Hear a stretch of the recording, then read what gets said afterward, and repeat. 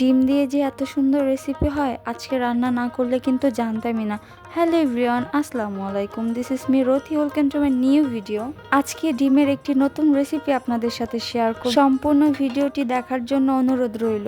সবসময় আমরা তো ডিমের কোরমা, ডিম ভুনা এগুলো খেয়েই থাকি, কিন্তু আজকে আমি একটু ইউনিক ভাবে রান্না করব। আজকে আমি সরিষা, পোস্ত আর নারকেল দিয়ে ডিম রান্না করব। তো কথা না বলে শুরু করা যাক। এখানে আমি সরিষার তেল ইউজ করেছি। এই তেলে আমি লবণ, 1 চামচ হলুদ আর রঙের জন্য কাশ্মীরি রেড চিলি ইউজ করেছি। এখন ডিমগুলো আমি লো ফ্লেমে এপিট ওপিট কিছুক্ষণ সময় ধরে ভেজে নিব। আশা করি আপনাদের রেসিপিটা ভালো লাগবে। যদি ভালো লাগে অবশ্যই বাসায় ট্রাই করবেন এবং আমাকে জানাবেন কেমন হয়েছে।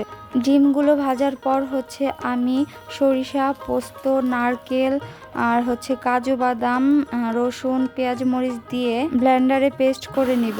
এখন আমি ওই ভাজা তেলেই আর একটু সরিষার তেল মিক্স করে সেখানে কেটে রাখা পেঁয়াজ কুচি দিয়ে দিব।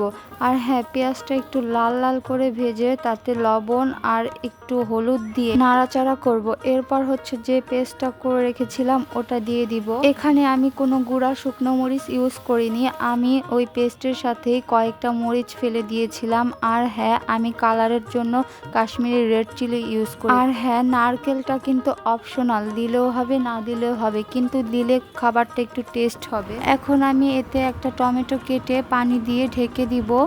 এরপর মশলা কষানোর পর আমি একেবারে ঝোল দিয়ে দিব। এরপর এতে ভেজে রাখা ডিমগুলো একটা একটা করে দিয়ে দিব। সে ডিমগুলো আস্তে আস্তে নাড়াচাড়া করে দিব যাতে না ভাঙে।